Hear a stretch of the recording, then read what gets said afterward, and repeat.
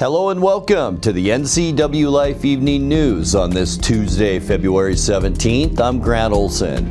Here's some of the stories we have coming up for you tonight. A mother and son from Grand Coulee are charged with providing marijuana to multiple juveniles in the area. A long-discussed road improvement project will soon be underway in Manson. Expect unseasonably cool temperatures with scattered snow showers continuing through Thursday. Your full local weather forecast is coming up.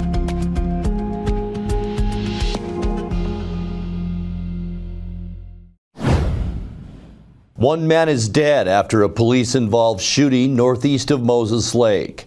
The Grant County Sheriff's Office says 5 of its deputies discharged their firearms during a confrontation with the suspect on Road L.9 Northeast when the man allegedly emerged from a barn with a rifle aimed at police. The deputies had arrived shortly after 6 p.m. at the rural property alongside police officers from Moses Lake as part of an open investigation. The man, who has not yet been publicly identified, was pronounced dead at the scene despite attempts to resuscitate him. No police officers were injured. The sheriff's office says the Moses Lake officers did not fire their weapons. The Central Basin Investigative Team, the multi-agency group that reviews police shootings, has opened an investigation into the incident. A mother and son from Grand Coulee are charged with providing cannabis to multiple juveniles in the area. Douglas County prosecutors have charged 50-year-old Jason Lowe's and his mother, 68-year-old Susan Jane Hudson, with distributing or attempting to distribute cannabis to at least 4 people under 18, plus drug possession with intent to deliver. The Douglas County Sheriff's Office says Lowe's and Hudson provided both cannabis in leaf form as well as baked goods made with THC to young people who visited their home. Deputy Jacob Lewis was the lead investigator, and the case led the department to seize cannabis plants and other material from the residence. Lowe has been held in the Chelan County Jail since last week. Hudson was charged by summons and ordered to appear in court next month. The Wenatchee Valley Museum and Cultural Center's application to renovate and expand its facility is under review by the city. Our media partner, the Wenatchee World, reports that the museum's project consists of constructing a new 2-story building that would connect the 2 existing historic buildings on the property under a conditional use permit from the city of Wenatchee. The work will include interior renovations along with the new structure. The existing sky bridge will be replaced and vehicle access from Mission Street and Yakima Street will be eliminated. The museum has raised more than $5 million for the project from city and state funding. Public comments on the application will be accepted through February 26th, and a public hearing is scheduled for March 24th in the Wenatchee City Council chambers. If approved, construction is expected to run from this July through November of 2027.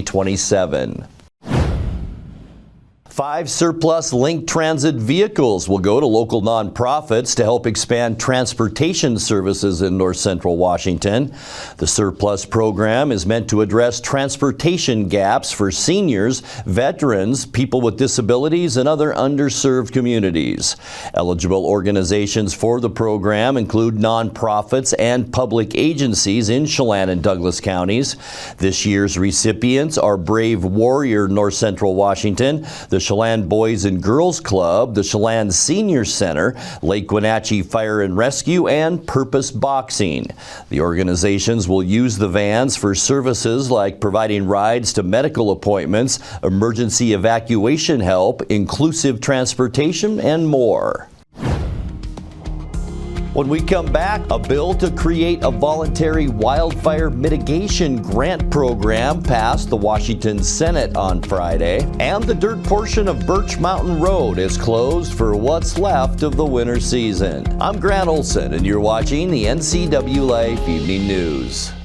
Are you dealing with a pest or weed issue and you just don't know what to do? We use the best pest control methods approved for areas with kids and pets. Whether it's rats, mice, ants, or spiders, or something else altogether. We provide the coaching and solutions you're looking for. And you can know that your dollars are supporting a local, family-owned and operated business. Allow us to help you get back to living healthy and pest-free. Harvest Valley Pest Control. Welcome to Mountain Chick Floral, your go-to flower and plant shop in downtown Wenatchee. Explore their wide variety of unusual and fun plants. And when you buy a plant in a container, they'll pot it up for you absolutely free. Birthday or weddings, they'll create the perfect floral arrangement for you. Brighten up your office with fresh blooms delivered to your door or business. Ask about floral subscriptions. Visit Mountain Chick Floral today, where every occasion is a reason to celebrate with flowers. Your favorite local channel is now available for free on your smart TV and connected streaming devices. Watch live programming and catch up with the latest shows on demand. See the local stories that matter to you. NCWLIFE, now on Roku, Fire TV, and Apple TV.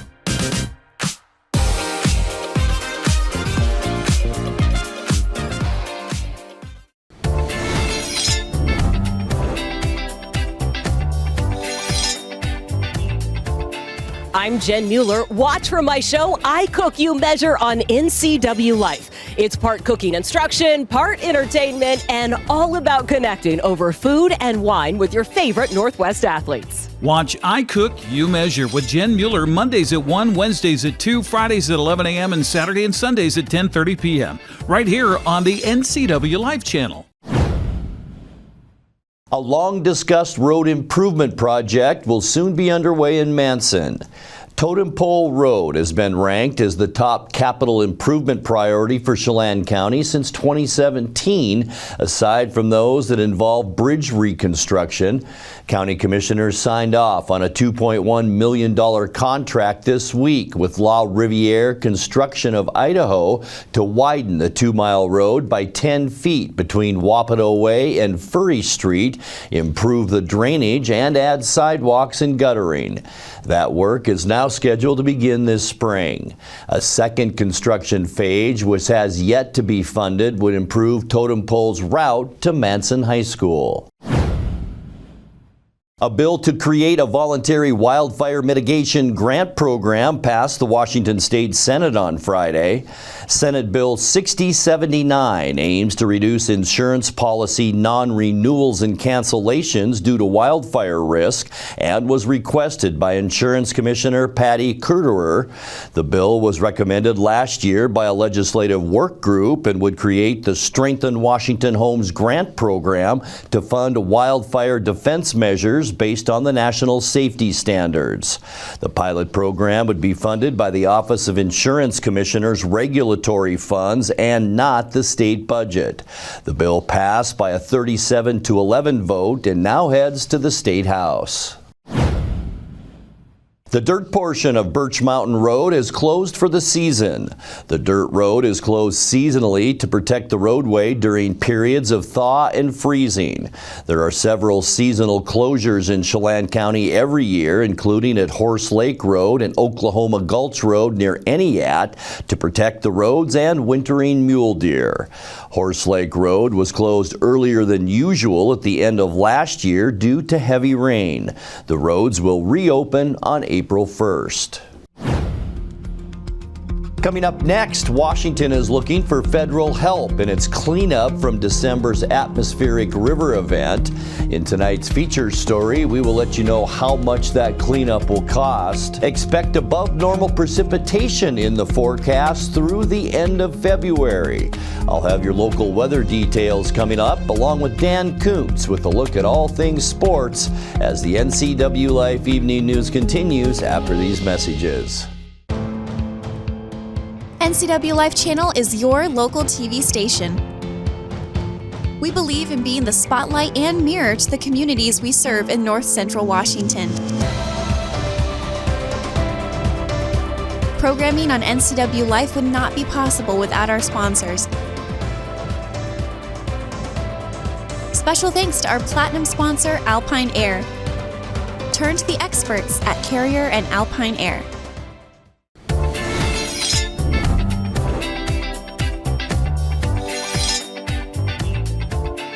I'm Jen Mueller. Watch for my show, I Cook, You Measure on NCWLIFE. It's part cooking instruction, part entertainment, and all about connecting over food and wine with your favorite Northwest athletes. Watch I Cook, You Measure with Jen Mueller Mondays at 1, Wednesdays at 2, Fridays at 11 a.m., and Saturday and Sundays at 10:30 p.m. right here on the NCWLIFE channel.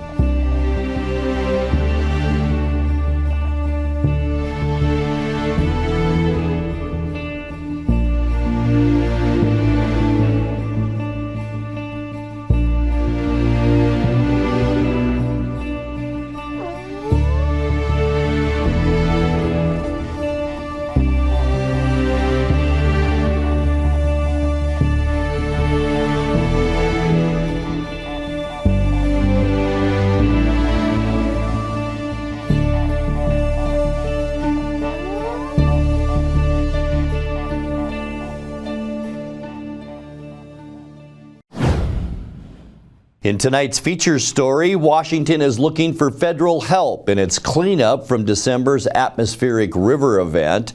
That series of rain and windstorms washed out roads and highways and damaged other critical infrastructure throughout the state, including Highway 2, which remained closed just outside Leavenworth for 2 months. Governor Bob Ferguson said today he's asking the U.S. Federal Emergency Management Agency to help pay the estimated $182 million in damages.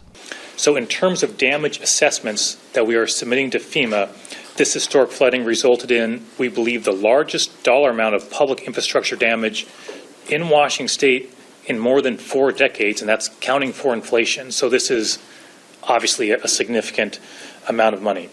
The specific preliminary damage assessment that we're submitting is $182.3 million, 182.3.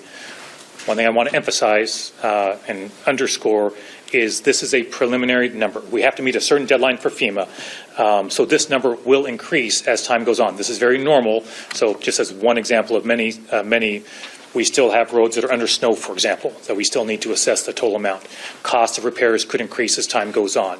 So that number will change and will undoubtedly go up as time goes on. But the number that we're sending in is $182.3 million. We're also applying today for another FEMA program. This is called the Hazard Mitigation Grant Program. This is an important program that helps fund projects to prepare for future disasters. So, for example, building flood walls, for example. So the damage in many parts of our state, as I've mentioned many times, would have been even worse, significantly worse, without infrastructure to protect against the flooding. So it's just one example in Mount Vernon. We had a media event up there. A flood wall was recently constructed in Mount Vernon just in the last decade. It's clear that flood wall saved downtown from being flooded and saved an awful lot of pain and suffering cost to many Washingtonians. So if approved for that, Washington will qualify for grant funding up to 20% of our total damage assessment. Sorry for a lot of numbers, but in this case, that would be a maximum of $36.6 million. So in other words, 20% of our $182 million, that's what we can seek for that fund that helps us do preventative work going forward. So just wanted to be clear about that. We're also working with the Federal Highway Administration to get funding for repairs to highways in the state. This is a separate process from today's application. So the preliminary damage assessment total does not include, the $182 million does not include damage to federal highways or some of our state highways. So, for example, you're very familiar with Highway 2 and the impacts there and undoubtedly the significant costs there. Our application, the $182 million, does not include Highway 2. So it's confusing on which ones are part of ours and which ones are not. These are just the rules that we're going by. If you have a question about a specific highway and you want to know if it's part of our request or not, just ask Brianna. We can get that answered for you. And what I also mentioned is of the $182 million, the overall request we have, we are eligible for assistance of up to 75% of that number. That's the maximum that we can, if granted, that we can receive. So again, I realize I'm giving you a lot of numbers, but 182 is the request we have. We're eligible for 75% of that. So 25% will fall upon the state and local governments to cover, even if we're granted. I really appreciate the strong bipartisan support for this. I know there's a letter, once again, as there was for the previous request from bipartisan leadership in the state legislature. We have a similar request for a letter from our congressional delegation. They did that last time. I'm optimistic they'll do that again. Business community is writing letters, Association of Cities. There's just a lot of strong support for this. So I feel we're really putting our best foot forward, and I'll be working hard to make sure that we receive the dollars that we desperately need to really address the significant infrastructure needs that we're facing. Time now for a check of your north central Washington weather forecast. Hope you had a great Tuesday and more snowfall here in the Wenatchee Valley. Kicked up about noontime today and very light snow. And then we had another shot of snow at about 2 this afternoon. You can see as we take a look outside our weather window up at Blewett Pass that a beautiful winter scene up that way. And the roadways, at least for now, look pretty darn good. In fact, the roads are warm enough to melt any snow that we are seeing right now, even though temperatures pretty much between 35 and 40 degrees. And speaking of temperatures, let's look ahead towards the end of the month, and that's only about 10 days away. And as you can see, we will be below normal as far as temperatures go as we make our way through this last part of February. And the good news out of all of this, our precipitation outlook long range looks pretty good. We will be above normal throughout all of the western U.S., including Washington State. And boy, we can sure use it as we are almost an inch behind normal for moisture, and we are only in the middle of February. All right, today's high temperature exactly like yesterday, unofficially at 34 degrees, and that is 8 degrees below where we should be for this time of year at 42. Our record high was 1982 when it topped off at 59 degrees. We were at 30 this morning, 28 our normal low temperature, and our record low 7 degrees set in 1993. We picked up 1/100th of an inch of precipitation today, and precipitation for the year, yeah, we have more than that. We have 6/10 of an inch now since January 1st, but as I mentioned, that's still almost 9/10 of an inch below where we should be for this time of year. Sunrise 7:02 this morning and sets at 5:28. All right, let's get you into those Wednesday temperatures, and things will get a little bit warmer as we get you into Wednesday. Upper 30s for the Columbia Basin, Moses Lake, Ephrata, and Quincy at 38. Ellensburg, Wenatchee, we'll see about 37 degrees, and then the rest of our area, especially in the upper elevations, pretty much into the mid-30s for high temperatures on Wednesday. And once again, there is a chance for more snow showers. Tonight, mostly cloudy skies, big, deep area of low pressure, boy, just taking over the western United States, and we're seeing a wide swath of clouds and rain and snow showers throughout the west. Tonight, just chilly with mostly cloudy skies for us, mid-20s for low temperatures. As we get you into Wednesday, here's our next friend, and that's another area of low pressure moving our way. That'll bring about a 40% chance of snow for your Wednesday. High temperatures, as I mentioned, mid to upper 30s. For Thursday, mostly cloudy skies, hit and miss if we see any snow showers for Thursday. As you can see, not a whole lot to speak of in Washington for Thursday. High temperatures in the mid-30s, and look at all of that cold air sliding down from Canada. For Friday, kind of our break between all of the snowfall and wet weather. Partly cloudy for Friday, still a little bit chillier than we should be for this time of year. Friday's highs into the mid-30s, and then as we get you into the all-important weekend on Saturday, double shot of low pressure will usher in our weekend. We'll see about a 40% chance of snow late in the day on Saturday. High temperatures mid to upper 30s, so certainly could support some snow on Saturday. And then on Sunday, cloudy skies, and I think an even better chance, but we could see rain mixed with snow on Sunday. Mainly, we're going to warm up a little bit to almost 40 degrees for our high temperatures Sunday. And then as we kick off your next work week on Monday, cloudy skies and probably the best chance that we'll see wet weather. A very strong southwesterly flow flow is bringing clouds, and look at that wide area of precip on Monday. We will see high temperatures back in to the low 40s. All right, time now for your 7-day forecast, brought to you by Colonial Vista Senior Living in Wenatchee, where comfort, care, and community come together. All right, 26 overnight tonight. And I'll tell you what, we are in for a lot of chilly overnight lows the next few nights. In fact, 22 will be about as cold as we've been this winter. 37 your high tomorrow with a 40% chance of snow.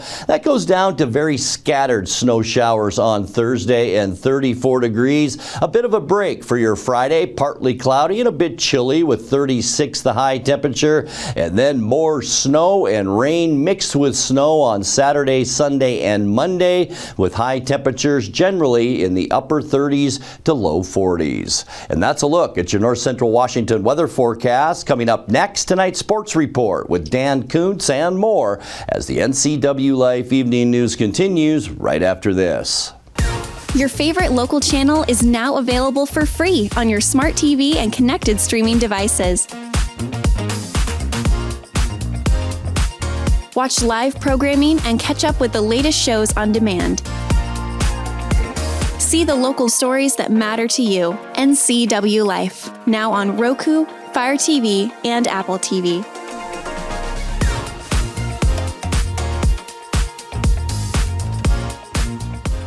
For over 35 years, the Sangster family has been not only representing GMC, but the entire community. As one of the few family-owned dealerships in Washington, you can count on our personal integrity, which has spanned over 3 generations, to ensure your satisfaction. Sangster Motors stands behind everything we sell, from GMC professional-grade products and service from a professional-grade dealership. Remember, caring about your family is what brings you back to ours. You build more than projects. You build what communities rely on. When the job site runs on results, put Kubota to work. Backed by expert service and support from your local Kubota dealer. Right now, bring home select Kubota KX Series with 0% financing available or save up to $4,800.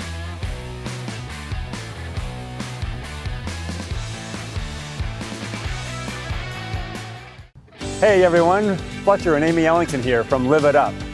In the investment world, ROI stands for Return on Investment. Well, how does better health, better wealth, and better relationships sound for ROI? Join us every week right here on NCWLIFE and learn how to invest in the most important asset, you.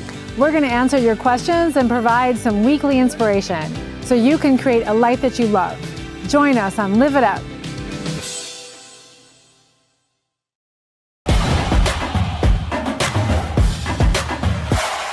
Happy Tuesday, everybody. It is ladies first in the sports department, so to the District 5 4A Girls District Tournament. Now, they're not there yet. The tournament is only the top 4 teams, so tonight it is playing games. If you win, you move into the district tournament. If you lose, you're done. Sunnyside travels up to take on the Wildcats of Eastmont. That's at 6 o'clock tonight. Again, a loser-out game. Wenatchee's on the road to West Valley. That is a loser-out game. The Final 4 will do battle for 2 shots at state later on this week. In the District 5 1A tournament, it looks something like this. Same scenario, only this tournament is actually going on.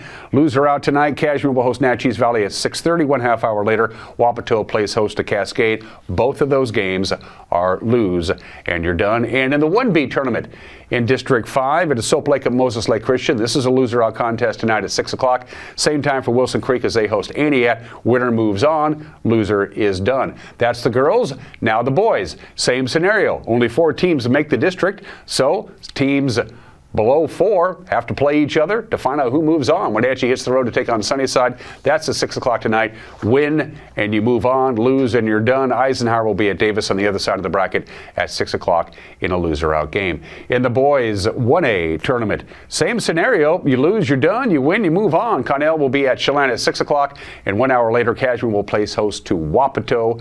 Go Chelan, go Cashmere. I'd love to see these 2 teams play in the next round of the tournament. And there were games last night in the 1B tournament. All 4 teams that you see there on your screen are still alive. It was not a loser-out scenario, but it's going to be a little bit harder for Waterville, Mansfield, and Aniat to move on. Even though they both lost, they're not done, but they have a hard row to hoe. All right, Wenatchee Wild. Well, pretty good weekend. They won. They beat Kelowna on Friday night at home. The final there was 5-3 in Spokane, victorious 3-2 on Saturday. They dropped a 4-2 decision to Spokane on Sunday. This weekend, the Wild have back-to-back games in Victoria against the Royals. And on this morning's edition, Wake Up Wenatchee Valley, Austin Drade, the broadcasting voice of the Wenatchee Wild, said, when you think about Victoria and the Royals, you think about their goalie. Yeah, Victoria, the first thing that really jumps out about Victoria actually is the goaltending. Ethan Escott has been their workhorse in net this season, coming over from Brandon after last year. And Ethan he's played most, if not all, of the minutes here over the last month and a half since the trade deadline. So we'll see a lot of him probably this weekend. But don't forget what's at stake for Victoria, too. They're right at the bottom of the playoff fight right now. That's 6 through 9. They're right at the bottom of it, but they're right within reach of number 6, too. So we're playing to stay in the playoffs. They're playing to not only get into the playoffs, but make a climb up to that number 6 spot and have a chance to move up to 4 or 5 by the time the clock runs out on this thing. So don't underestimate what they're playing for here, too. The Wild are currently 11th out of 12 teams in the standings. The top 8 make the playoffs, but Austin told me it's not a matter of just getting into the playoffs, but if the Wild play well and the cards fall right, they may make the playoffs with a higher seed than just 8. You look at where the conference is right now, at the bottom of the playoff field, 6 through 9, I believe at the end of the day on Sunday, but I believe it's still true now. Those are 4 teams separated by 3 points, and 3 of those teams are going to the playoffs. So you could not only get into the playoffs, but you're going to avoid those 2 division winners if you can get to 6. And 6 is right there beyond the number 9 spot. You can go from being out of the playoffs to avoiding a division winner in one fell swoop by winning 1 game right now. So it's that close. If you can get into the field, you can make a climb up the field a few spots fairly quickly. Friday night and Saturday night, the Wenatchee Wild in Victoria. There's only 13 games left, folks. Go Wild. And that's your Tuesday sports, and those are just some of the games that people are playing. And that will do it for this Tuesday edition of the NCW Life Evening News. Remember, if you see news happening, let us know. Email your news tips to news@ncwlife.com or just give us a call at 888-6295. Our channel is also available on Roku, Fire TV, and Apple TV. Also, in case you missed it, tonight we offer a rebroadcast of Saturday's Apple Blossom Selection Pageant. You can experience the crowning of 2026 Apple Blossom Queen Brielle Precht and her royal court right here on the NCW Life channel from 7 to 10 p.m. this evening. Also, if you miss it, the whole show is available on our website at ncwlife.com. I'm Grant Olson. Thanks so much for being with us, and have a great night.